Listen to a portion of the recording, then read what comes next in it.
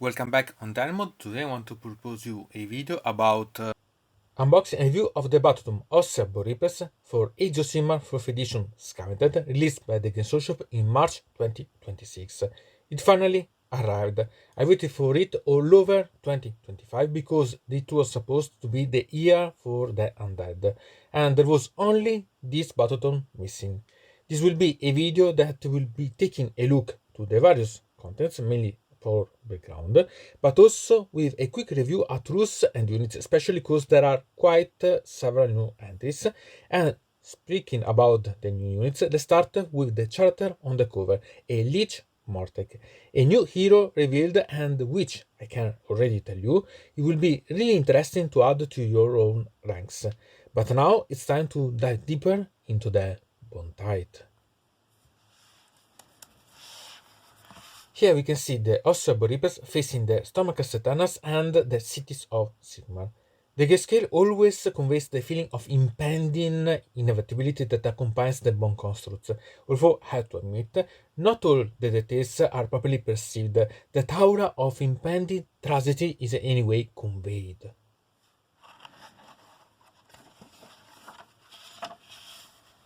Here we can find the very essence of the Ossiarch Bonereapers. Sentient construct of bones, created by Nagash, raised from the bones of the defeated and from the subjugated cities. You can be a vassal and donate to the bone tide, or you can be doomed and become part of it. They are eternal, conscious and strategic minds, without fear, tire, or doubt. In this regard, I would recommend you to read The Vulture Lord from the Black Library, which gives more depth to the Ossiarch Bonereapers. The Hour Ruin is also mentioned, and how they defend borders as bastions against the controlled spread of the Skaven. You can submit or be annihilated. And I admit that this reminded me a lot a typical phrase from Blood for Carson: serve me alive or be my slaves in the undeath, which is simply perfect. The surrounding image is also beautiful, where bones and skulls are about to be manipulated to create new Ossiarchs, and on the top of the test, there is one of the new Mortal Creepers is ready to claim the tribute to. Here we can see that about half of the manual is dedicated to background and artworks, the other part to rules. But remember that even in the rules part, you will find a lot of additional information and stories. Alongside it, we can see an army of Ossiarch Bonereapers, including the new units to garrison it. Although I always hope to see in the future the elements of this splendid fortress available. Who knows, maybe in the future I will create something similar?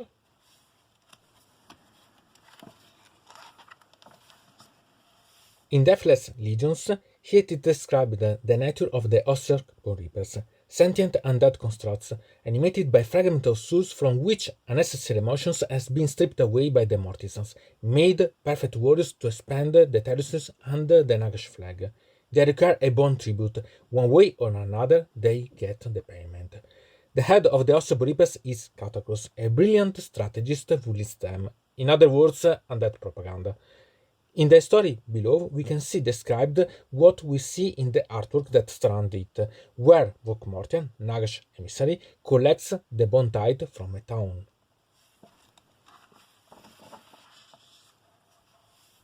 Here we can see the image of the back cover in color, getting more details. We're in Letis, in Shaiish realm, and the Ossiarch Bonereapers face the stomach satanas of the envies of Edenhammer. By the way, my favorite stormhost, who worship more than Nagash, rival god of death. The suffocating greyness replaced by the chorus of a battle of immortal beings. It is wonderful how some new units are also represented, including the Mortal Creepers and the War Chariots. In the Ocean Blade, here we can see Kado Ezekiel, a vampire that Wu cares about and that I personally appreciate, talking about his experience as an ally and adversary of the Ossiarch Bonereapers, a personal point of view that gives an idea of how these undead are perceived. The front page describes what happens in the artwork that surrounds the box. Katakos leads a battle against the Skaven, while the two armies are seen in the background facing each other.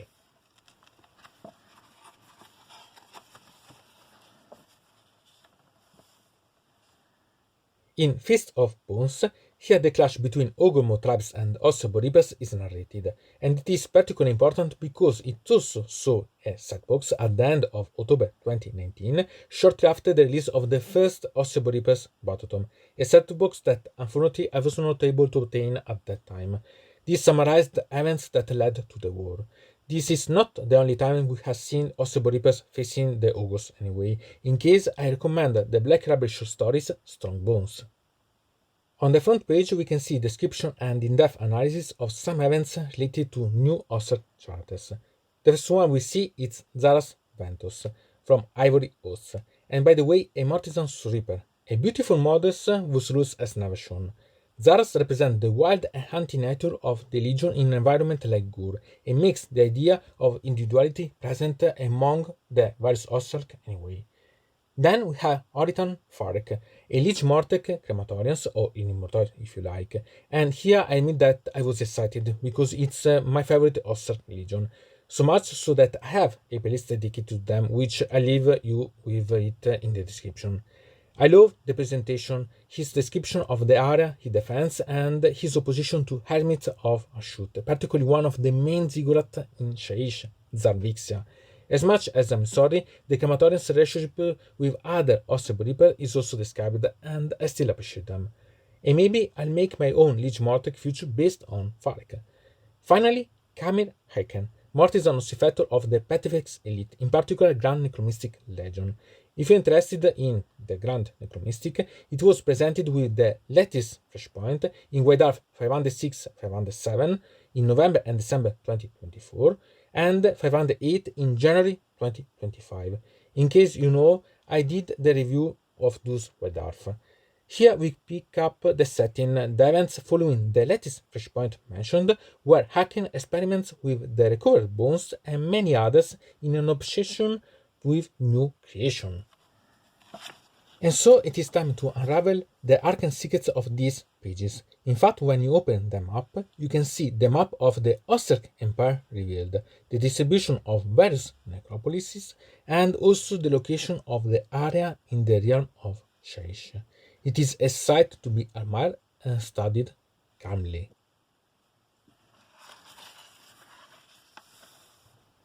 In Empire of Bone, the structure of the Ossiarch Empire and the capital Gothisar are briefly described here. Gothisar was destroyed and looted only once by Archon himself. Katakos also paid a price on that occasion, still suffering from the events described in the campaign book Wrath of the Virtuosen. There are also principles for building the various nexus and necropolis to advance the Nagash Necrotopia Principia. The image on the side, which represents a fraction of the Gothisar, is also wonderful and recalls some shining elements that I may try to recreate in the future.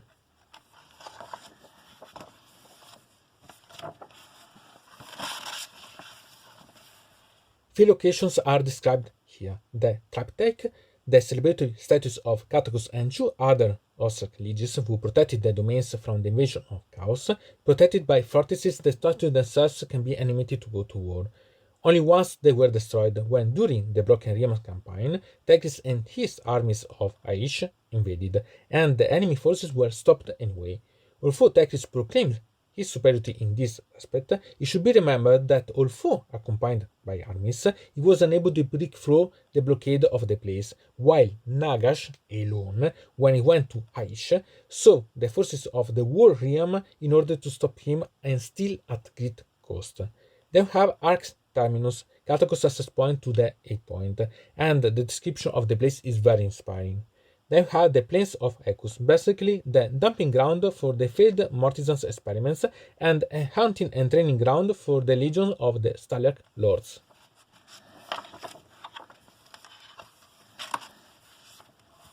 In the image we can see Katakos leading an army composed mainly of new models to defend an Ossiarch stronghold while being attacked by the cities of Sigmar. A truly beautiful models and fortress. I love this reconstruction, and the recreated fog allow you to be immersed in the battle that is about to break out. In Martyr of the Necropolis, here we can read about Katakos' life and death, his return as an underworld general, his submission to Nagash, and his reforging as Nagash Mortarch.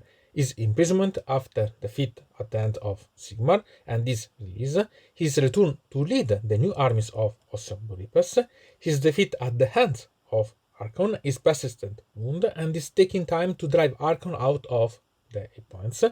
Catacos artwork is always beautiful, although I would have preferred it not be exactly in the middle of the bookfold, where many details of his figure are unluckily lost.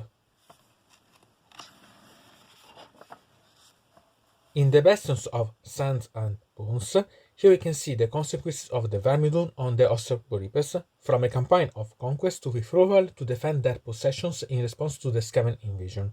Interestingly, a weapon that has never appeared before, the Suspicious Launches, is also mentioned, perhaps to the foreseeable future. Below we can also see how the various legions of Ossiarch Bonereapers are reacting to these events, and it's really bony information. In Undefinite Inventions, here we present the creation of new units of war chariots, archers, and assassins as greater efficiency to respond to the increasing scarce bones available caused the Vermidum, and what appears to be likely a second age of chaos.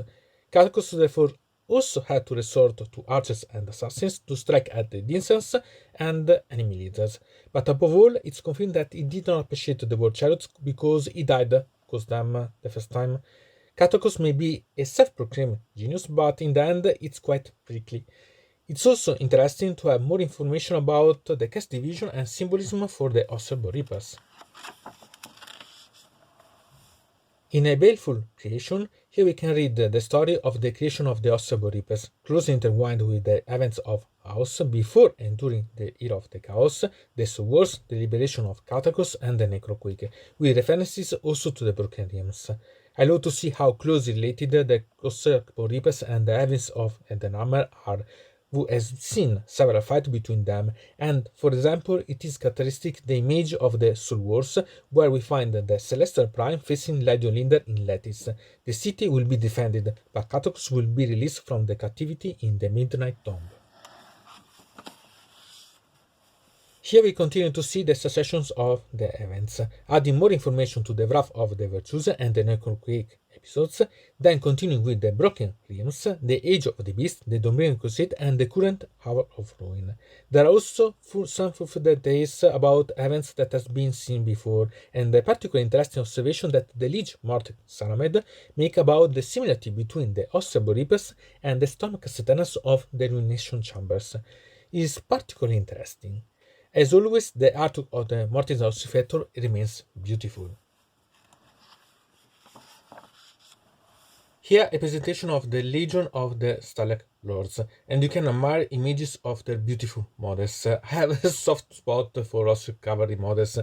Interestingly, there is also a print of Lich Cavalus Orc Venzai, who is very often present in the background attached to them, and is also the protagonist of the box that come out with Broken Realms linked to him.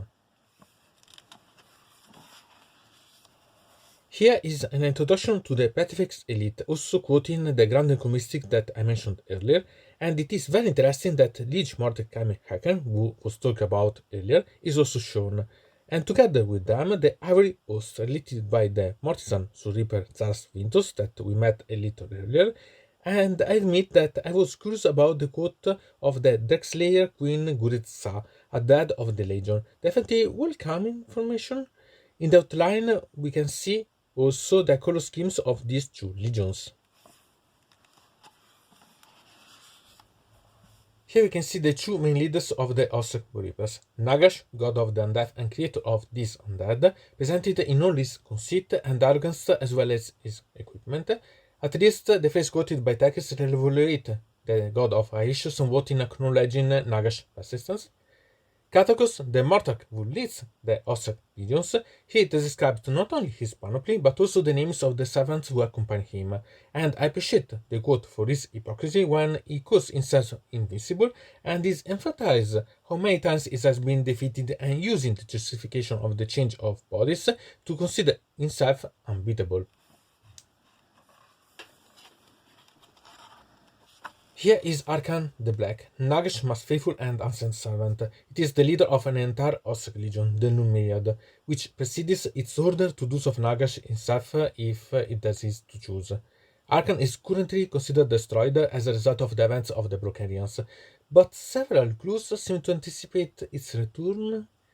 So we had the presentation of the Liege Cavalos, models that I personally adore, leaders of the Ossiarch armies and one of its most notorious and later representative, Archcavalos Xanthos.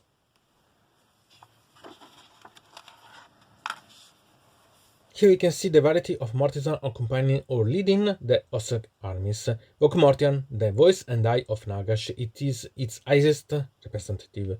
The Mortisan Soulmasons are responsible for collecting and purging the souls used to create the Ossiarch armies, while the Mortisan Bonereapers are responsible for the bodies of the constructs. The Mortisan Ossifectors are dedicated to the massive creations such as the God Sylvesters, Mortal Crues, and even the Morgas. The Mortisan Reapers, on the other hand, are more like Mortisan Fighters, although they never shone particularly despite having wonderful models. Here we can see two new characters introduced with this Battetome. The Liege Cavalos on War Chariot, that is manifest filtration of Catagos, lead to conduct reconnaissance and fast repositioning, as well as charge overwhelming the enemies. Also interesting is the box where you go to see into the details of a specific Liege Cavalos, Astorex, the Friar Prince, vanguard of the Archcavalos Xanthos, and even more interesting is its Slanished origins. Ygnimortoi, on the other hand, is more of a captain in the Ossiarch armies, and his specialty is to organize and take care of repositioning and moving the infantry. It is intriguing that what looked like a decorative animal construct turned out to be an addition to his panoplia. It is also advisable to take a look to the note pages as it explains some Ossiarch tactics.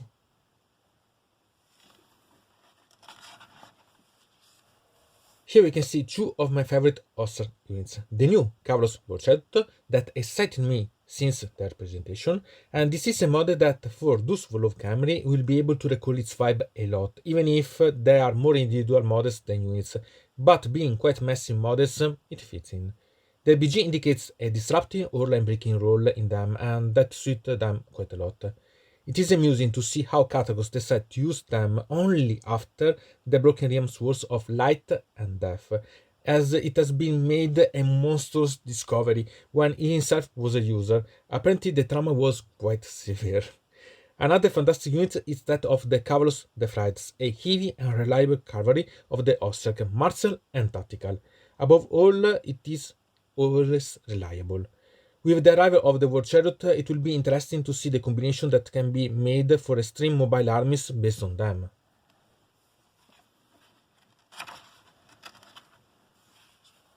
Here we can see a preview of units that we will see shortly, but above all immersed in a setting that makes the role stand out.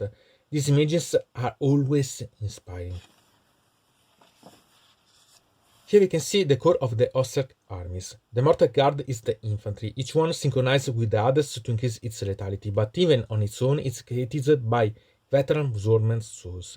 Their equipment is nadirite blades, forged from a metal found near the Shaish Nadir.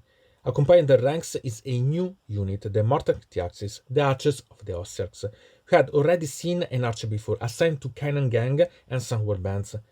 After several improvements, we arrived at the current version, with a third eye to perceive the spiritual auras to increase the accuracy, and brasses to fire the arrows and burn the souls of those affected and their surroundings. Here we can see infiltrating units. Mortis Reapers, new models of assassins, lethal and experiment but silent. When I first saw them introduced, I immediately thought that they were perfect for the Crematorians and their theft of arcane knowledge. They were a recent necessity for Catacos to increase efficiency, albeit so much tactical genius, error or conflict, and only now. Their working together is also interesting as an egregore rather than individual work, and who knows, perhaps the whispered leader in the shadows who only reports to Catacos could be intriguing as a development. As for Terratic Court, it is always a cross and a light. I'm glad it stayed as an aesthetical fascinating unit, albeit the elite. And I'm always sorry to see the Carlos Centauri defined as a pariah, especially having made a Liege Cavulus just like a centaur. Interesting also the note about a bone type. Here we are the elite of the Ossiarch troops. Immortis Guard are practically the bodyguards of the Ossiarch ruling classes, faithful and vindicative. Necropolis Stalkers are the equivalent of Azura as Bone Construct, aggressive and violent. The Morghast see their roots in the old world. Nagash shared their rituals to create them with the Ossiarch and Arcan. There are two variants of Morghast, all of which are intrinsically linked to Nagash. Here are two of the biggest models of the Ossiarch armies. God's Harvest is a construct dedicated to stripping meat from the bones on the battlefield and transporting them to the necropolises. It remains useful in battle as it can replenish damage units, although not its main task. Mortar Crawler is the self-propelled Ossiarch artillery with different types of ammunition to inflict massive casualties on enemy armies. Both are models that I always try to include in my armies just as a characterization of them.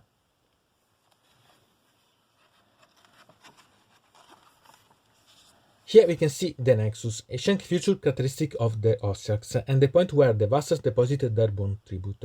One should not think that it's merely an animate place, since, like all Ossiarch creations, it is endowed with a spirit and can severely punish those who do not participate properly. Soul Theft Terrors are nothing more than the manifestation and the spells associated with the Ossiarch Bonereapers. And now it is time to move on to the rules side, and I will, as I said, do a very quick analysis of this without going into detail. This is also because in the end, many choices depend on each person's preferences to deploy on the battlefield, and it's part of the fun to play and have fun testing. Remember, however, that you cannot rely on what you already know with the rules of the faction pack. The synergies are completely different. Although, fortunately, those of Scourge or Gina remain valid at the moment to add to the various options available. An important note is that in the Chariot tab, you will find a purple entry indicating the number of Relentless Discipline Points, or RD, in the army, which will be explored shortly. It should also be noted that it is also indicated here that all OBR units have a base word of 6+, which was also shown in the war scroll anyway, but still present in any case thanks to this specification. So let's start talking about the rules now.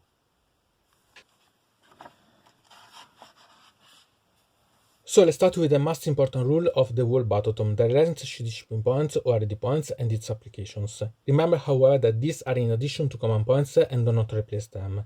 Each chart has, as we said, a purple voice in the wheel as well as in the word scroll keywords, with an indicating number representing the number of RD points that they have.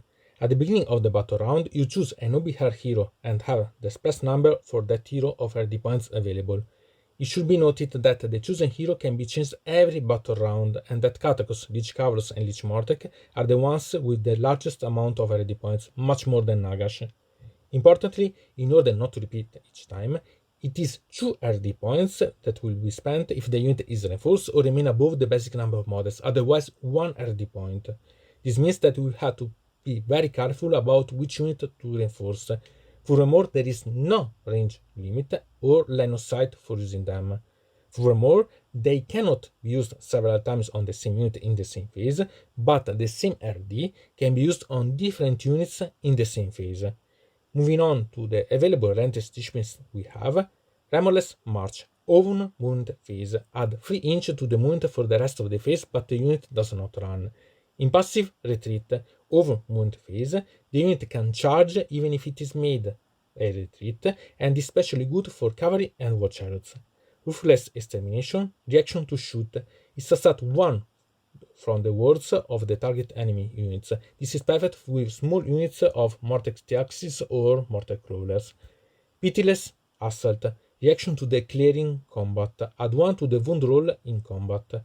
Inviolate Legions, reaction to an opponent attack. This means that care must be taken, since if several enemy units attack the one on which you want to use this RD, you can only use it to protect yourself from only one of those attacks, while being able to activate it in the various phases.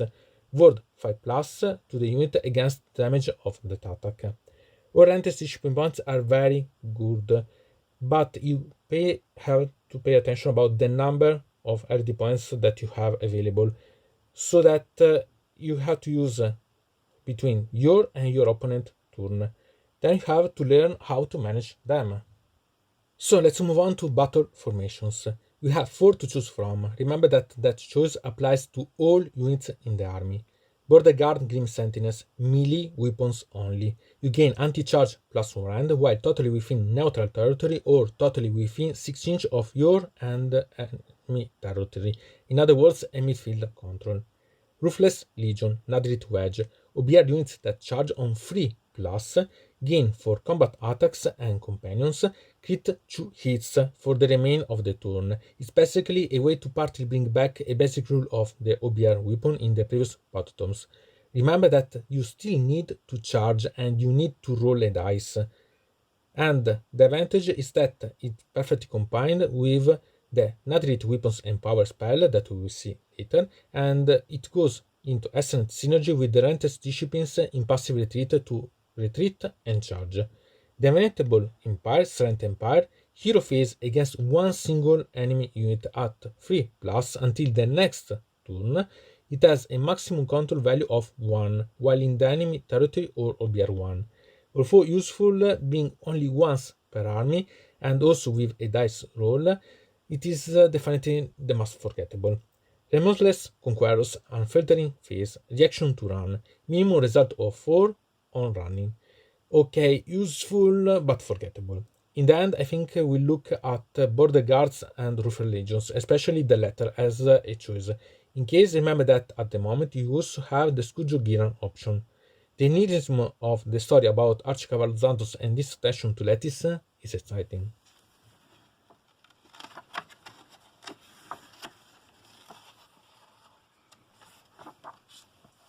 We have 3 heroic traits to choose from. Manufacture Mind. Once per battle, it allows you to choose a destroy hero to generate RD points.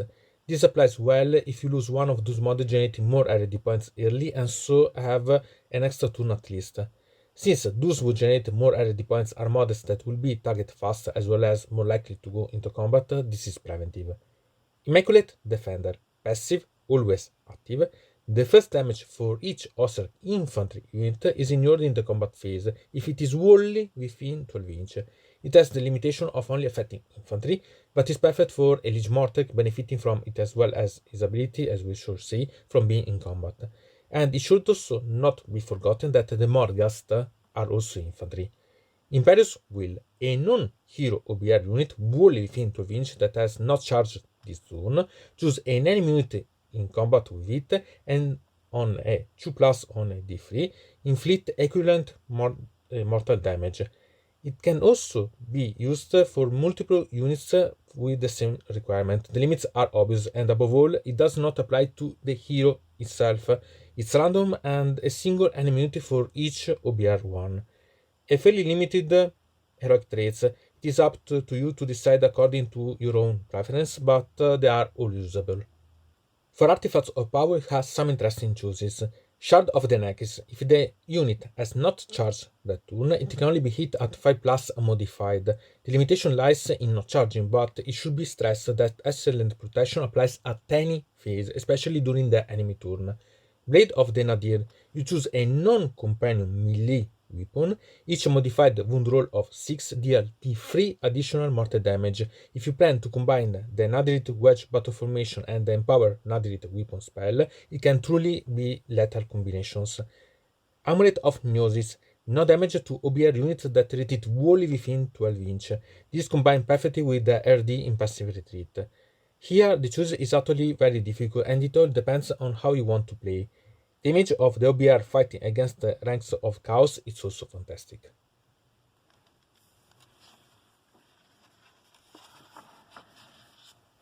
For spells, we had the lore of Ossian Sorcery, but remember that Eternity also had the lore of Necroturgy from Skurjogiran or one or the other four. Empower Nadrit weapons. I mentioned this before, but let's see it in more detail. Unlimited spells at 5 plus. You choose an OBR friendly unit wholly within 12 inch, and that unit non-companion melee weapons gain crit 2 hits until the next your own turn. What's peculiar is that if it has already the ability, ever cause the battle formation Ruthless Legion or cause the same spell, it does crit at 5+, because yes, you can cast the spell on the same unit multiple times. Immolating Flames at 6+, an OBR unit wholly within 12 inch until the start of your next turn, if the unit mods are destroyed by combat attacks, that's equal to the number of wounds of the lost models are rolled. For every 5+, 1 mortal wounds to the attacking unit. A pleasant vibe of Crematorians summoned in a spell. Drain Vitality at 7+, you choose an enemy unit within 12 inch and start 1 from the target, hit roll and save. Classic and always reliable. Here we can see the characteristics of evocation of the manifestations. They always remain the same as models, and by the rules of these we will see them in the units part. They are all cast at 6+, and are wholly within 12 inch of the wizard and more than an inch from enemy units. Below we can see a story from the point of view of the stomach Satanas as they face a Mortisan Bone Shaper and the resulting frustration. On the side, Ygnimortoi watches with impassive judgment and he prepares the spells to be unleashed. Let's start with the unit analysis part and begin with Nagash. Nagash hasn't changed much. It remains a mod that I love in itself, but I don't like to deploy it on the battlefield except in massive matches. First thing to note is that the number of RD points it generates, 3, it's really a very small amount, and I think that this, combined with its really high point, will tend to move it away from the tables. He lost a few attacks in combat, but still remained an outstanding wizard with the ability to cast 9 spells, including no repetition limit, making him perfect for the Ossiarch lore spells and his characteristic one. It remains his 50% one-shot speciality and the possibility to replace a previously destroyed non-hero and non-unit that is really interesting. Katakos, as leader of the BR, maintains its leadership in the management of the army with 10 RD points, but those can drop dramatically. If you look for stability in this regard, you should have a leech to support or look elsewhere. Absurdly, he has more wounds than Nagash himself. In general, his abilities are also interesting, from increasing control of the battlefield to the possibility to deny the use of command points to an enemy unit. What doesn't convince me is that the specific Katakos RD that allow you to attack twice, but is expensive because it takes into account the number of wounds of the model in the unit. Then I don't know how to define his increase in the number of attacks if half of the army's units are destroyed, but he can't use a specific RD. I must admit that it does not convince me very much, although there is no denying that he is a skilled fighter. He cares a lot about that unbeatable title. Arkan the Black remains the classic wizard fighter, who only 3 spells are available and the same RD points as Nagash 3. His characteristic spell remain, which this time risk being even more deadly, being able to virtually annihilate any type of unit more easily than before, and it is expected to be cast and the opponent to dispel. Archcavallo Xanthos is undoubtedly a choice to be taken into account. He is an excellent fighter and generates 7 RD points. If he charges, it gives an enemy unit the strike class effect. Moreover, his RD is very cheap, even free if he himself is in combat, and allow you to increase the damage of Cavalos Riders units that charge wholly within 12 inch of him. Definitely a good option for your army to consider. Ygnimortoi, a decent magician, and like all Mortisan, he has only 2 RD points available. He has a combat ability that allows him to isolate an enemy unit within 12 inch of being the target of non-core abilities from other enemy units. And he has a spell which I created a physical version in the past, now dedicated only to him. Cast at 6+, an enemy unit within 18 inch until your next turn.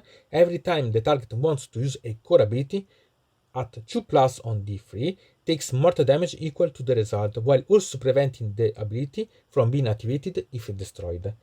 Mediocre perhaps, but still interesting as a control. Let's start with the customizable characters, and in particular the Lich Cavalos, a mod that I love in itself and to modify. It is absolutely worth considering, starting from the fact that it has 6 ready points and a lot of attacks. His rules synergy is based primarily on the Kavlos Death Riders, both to attack them immediately after him and to upgrade them in combat. The additional ability is related to the specific ability of the Kavlos Death Riders, which we'll see better later. Definitely a model to be taken into account. Then we have a new entry, the Lich Kavlos on War Chariot. He also has 6 RD points and several attacks, plus 12 wounds. His abilities are optimized to be combined with the Kavlos War Chariots, but they have the advantage that they can also work on the hero model by itself. The limit is that they can only be used once per turn per army. If you charge, it allows you to do pile-ins, do mortal damage, and in addition earn a ward of 5+. Definitely something that I want to include in my army and it will be interesting to customize. So we have another new model, infantry this time, the Lich Mortek, 5 wounds and 5 RD points. This model, in addition to being very customizable as a kit, it still requires attention because it relies on being in combat to support the Mortek, guard, Triaxis and Crawlers units, wholly within 12 inch of him. You have to take care to protect him properly, possibly thinking about giving him the Shard of Necris. The story on the side is also splendid, which also shows the sense of humor of Ygnimortoi. Now let's start looking at the Mortisans and begin with the Mortisan Boneshaper. Its ability here has diminished, which is basically the version we knew with Skurjogiran in exploiting rallies to refill ranks, but at least the effect applies to all non-hero units. The command ability is also enhanced to redeploy a half unit, Morte Guard, but also Morte Triaxis. In general, it remains one of the few models for healing, and if you use Skurjogiran's battle formation, that card, it can increase its efficiency even further, although I don't think that it's as necessary as before. So let's move on to the Warrior Wizard who has been most underestimated so far, the Mortisan Bonereaper. And this time, it's interesting. It's incredible to say, but true. A very good fighter. First of all, he has crit 2 hits as a starting point, which means that the Empower Nadir weapon spell works immediately with him. And since he is still Wizard, he can cast it himself. It has range 2, not bad. Added to this, his ability to subtract 1 from wound rolls from the enemy units he is in combat with, and having only save 4+, giving him Shard of Necris might make a lot of sense, and maybe even the heroic trait Immaculate Defender. Always him accompanied by a Mortal Guard to protect him further. Being a Mortisan generates only 2 RD points, but as an additional ability not insignificant, meaning he can, once per turn per army, deal mortal damage and generate RD points at the same time. And the one thing to notice is that it's in combat phase, so both turn. If usually a model that I didn't consider very much, this time it makes a lot of sense and can create interesting combinations. So let's move on to Mortisan Soulmason. He remains the wizard of the Mortisan group, being able to cast 2 spells. It's always funny, he has more wounds than the combat infantry heroes. I'm glad to see that he retains his signature Soul Guide spell, of which I also made the physical version, and giving attacks first at 7+, it's not bad. The last of the Mortisans we see is the Mortisan Ossifictor. His characteristic is his ability. In the hero phase, once per turn per army, at 3+, is improved the rank of a unit of Mortal Crawlers, God Sylvester, Morgas, wholly within 12 inch of him. The disadvantages are not being sure he can use it and only be able to use it once per turn per army, which reduces the potential of the Crawlers by favoring any Morgas Alpha strikes, but still uncertain. And here is the Kavlos War Chariot, a fantastic model, 10 wounds, and can be seen as a role as an alternative to Kavlos Death Riders. Comparing the 2 units does less damage than a unit of Kavlos Death Riders, but one must remember the synergy with the Lich Kavlos on War Chariot.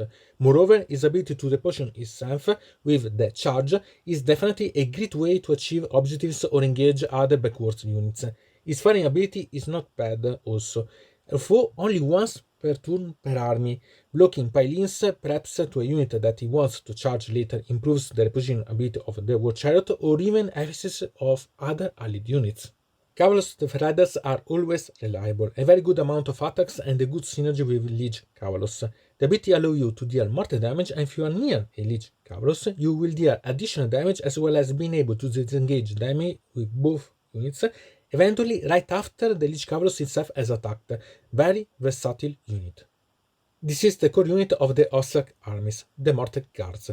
Here for the ability I would be curious to see if it could be applied to the unit itself. The real limitation is that it is only once per army per phase against a single attack. It's subtract 1 from the range of enemy units. The story on the side gives an idea about individuality even among the Mortec Guards, as well as remember again that there are also women, if you could, and makes sense to distinguish them.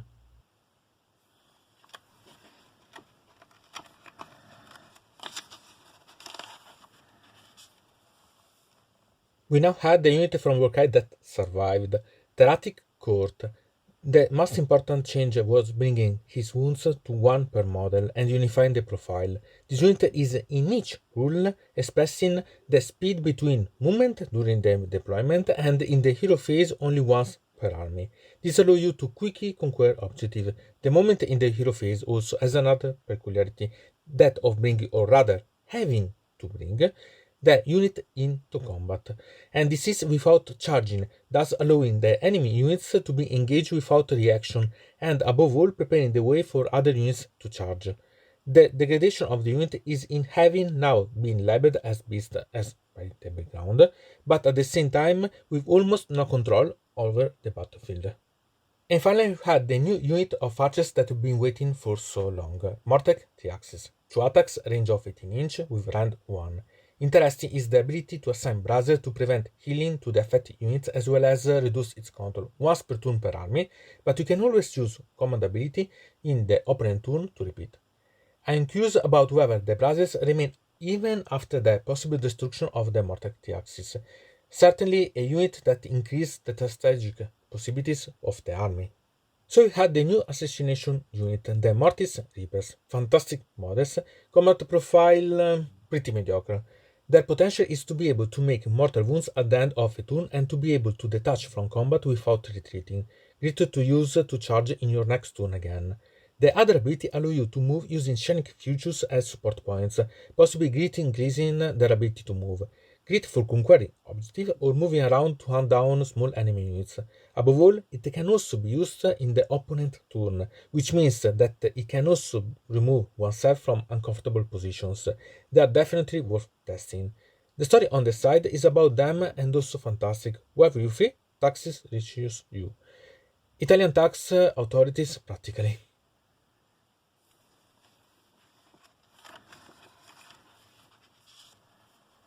So we had the Ossiarch Bodyguards, the Immortis Guards. I love this model, even if I actually expected more from their profile. Necropolis Stalkers. This is the fighter unit of the army in terms of attack cost. The range 2 also makes the unit great against heavy units, while the ability encourages you to reinforce the unit in order to more easily inflict mortal damages. Advisable, but not indispensable. Finally, we arrive at the Morghast, with the unit that will be fixed in each army. The Morghast Archai. 10 inch of movement, fly, save 3+, monster hunters, a crit attack profile and crit 2 hits rule, a ward at 3+ against damage from spells, prayers and manifestation abilities, to which we add the synergy with a friendly wizard, being able to enhance the value to launch and return, perhaps being enhanced by the Empower Nadrit weapon spell, perhaps by a Mortisan Ossifactor to increase its rank 2. It's the unit that you want to have on the battlefield. So we had the Morghast unit, which I usually favored because of its ability to charge more easily. Morghast Harbingers. On the offensive level, this applies the same as the Morghast Archai, but defensively there is no comparison, no extra magical protection and save 4+. Unless there are significantly different point values, it does not compare.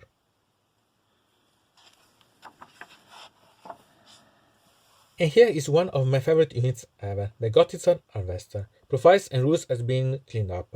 The shooting part has been lost, but in terms of combat it has been improved considerably. Above all, the ability to restore models is much more understandable and interesting, albeit limited to 1 time per army per turn. The advantage is that it can bring back a Morghast or Necropolis Stalker or similar model without any problems, or partially replenish the unit from 1 wound. Instead, it has lost the possibility to treat damaged models. It remains one unit that I would certainly like on the list, but I'm biased.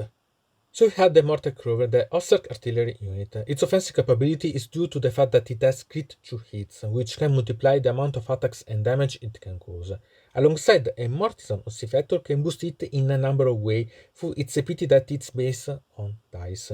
I always recommend one which 2 can create an interesting soul barrage. So let's move on to the manifestations or ender spells characteristic of Ossiarch. Let's start with the Bone-Tight Shaker, a good spell to add shooting in range even when summoned, combat, and eventually worsen the ward of enemy units within 12 inch.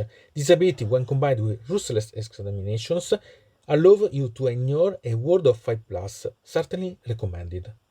So it has Susterer Carrion, a mediocre but useful fighter. What is particularly interesting, however, is its ability. Although with a range of only 6 inch, it allows it to reduce the control of units in the range considerably. It can really change the ownership of objectives on its own. Strategic. The real fighter among the Ossiarch manifestation remains Nightmare Predator. Its purpose is to fight and, if destroyed, to have a chance to fight again. Simple and effective. And finally, we had the distinctive Ossiarch feature, the Bone-Tight Nexus. It has been completely changed from the past in terms of rules. It is now a null zone that prevents enemy units from being set up in an area around it and that is expanding each turn.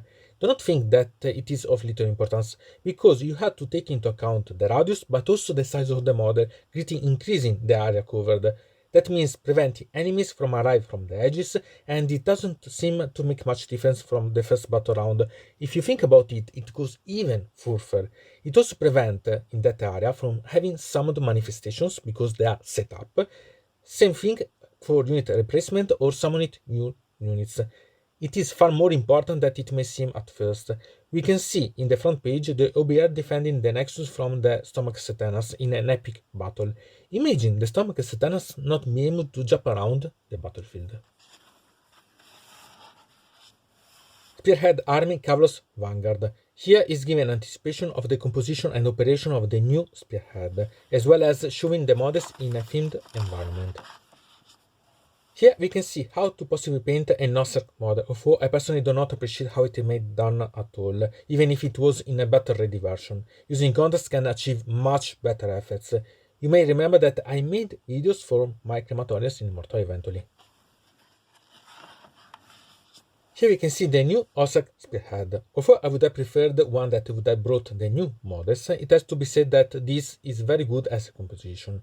It's basically the box released about Orc Benzai with broken ribbons, to which was added the Terati Court, and I think it deserves it. I have a soft spot for all the models inside, and it's a great way to expand your army. I'll let you evaluate the rules, but they're interesting to try on the battlefield for quick matches. Then the artwork, although already seen, is always wonderful and gives an idea of an apocalypse riding toward enemies. Turning to Path to Glory, the thing that I like most is the Anvis of Autopsy part. I still hope that you will make this part official for match play. The idea of customize your hero as a wizard or a warrior either on food, on war chariot, or on cavalry. The ways to make a model truly distinctive are various, giving its bonuses or malus, or even customize its body size with completely innovative shapes. Going further into detail also for its characteristics, further refining the choices made previously.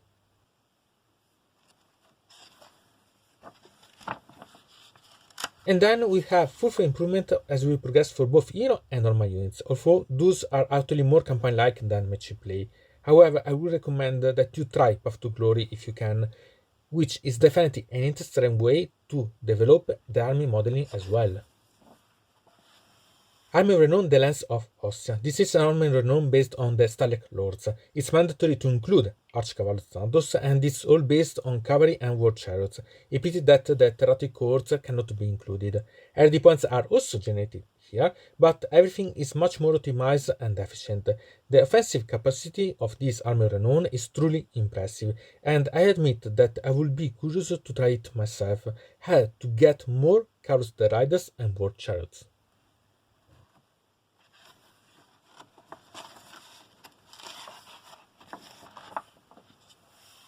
Army Renown del Null Myriad. This Army Renown is complementary to the previous one, except it cannot include war machines and erratic court anyway. It is based on Arkham the Black as mandatory. In this alternative army, there are no RD points to use, but it's practically the nemesis of enemy magical armies, and spells are also intriguing since they're all unlimited. If you want to experience the thrill of magic domination on the battlefield, it's a pretty interesting choice.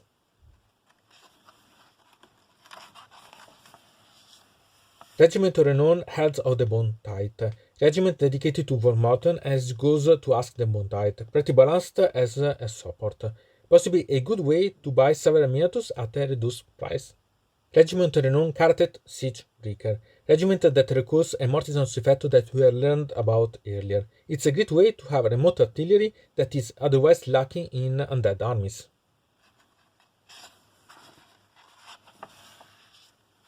Rules reference. Here we can quickly consult the rules about battle traits, spells, and endless spells. It certainly come in handy.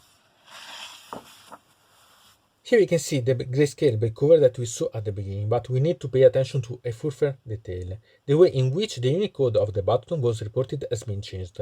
It used to be exposed and had to hide it, but now it is covered with a silvery band you need to scratch and discover. On the one hand, it is welcome because it allows us to immediately understand whether the code has been used or not. On the other hand, it gives me the feeling that I'm partially reading the book. It leaves me a little puzzled as novelty. Remember that you need to register on the Warhammer's website in order to have access to the various profiles on Age of Sigmar application for Android and iOS.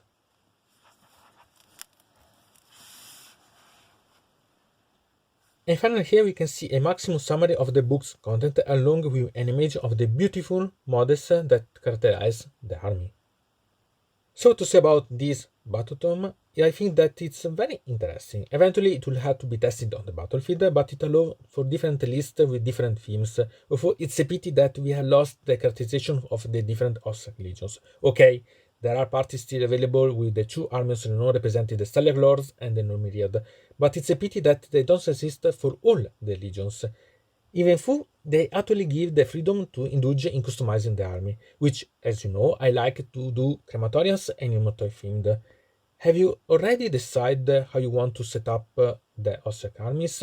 Will you go about the new models or will you take time using the ones that you already had and value in different aspects? Will you try the Mortison's Reaper? I'm excited about this Battetome and I'm generally satisfied with it. I would have preferred something more maybe, but it's an army that I love, so I'm biased. Write me in the comments what you think instead. Anyway, from deynonmod it's everything. I invite you to subscribe to the channel, to ring the bell so to receive notification about new video, to comment under here about this video or if you want to suggest me new videos. So, I hope to see you again to the next time.